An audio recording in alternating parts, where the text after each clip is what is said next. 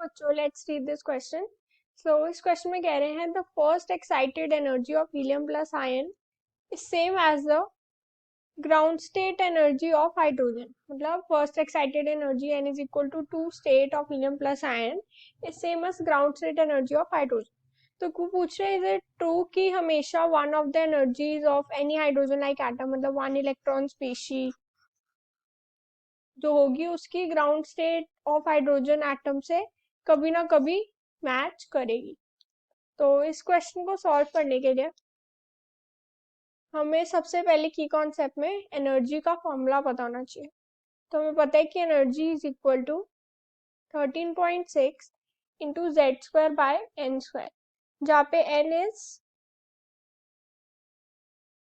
The energy level and Z is the atomic number of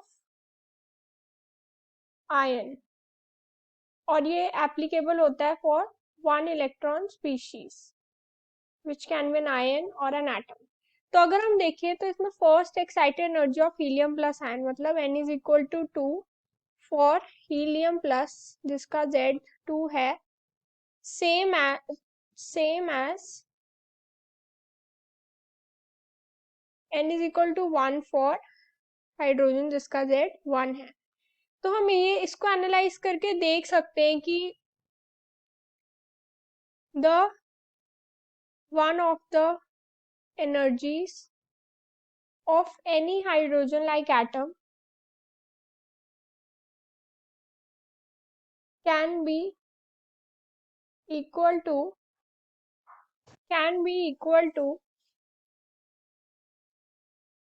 ground state of hydrogen atom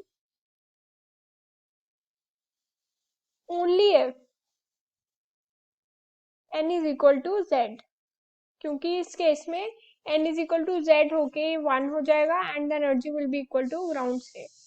तो जल्दी से revise करते हैं। हमने की कॉन्सेप्ट में सबसे पहले पढ़ा कि एनर्जी का फॉर्मूला ये होता है जिसमें z is the atomic number of ion and n is the energy level.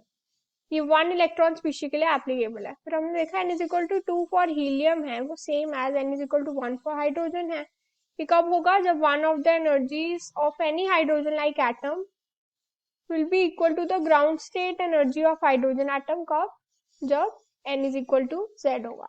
So I hope you understood the answer. All the very best.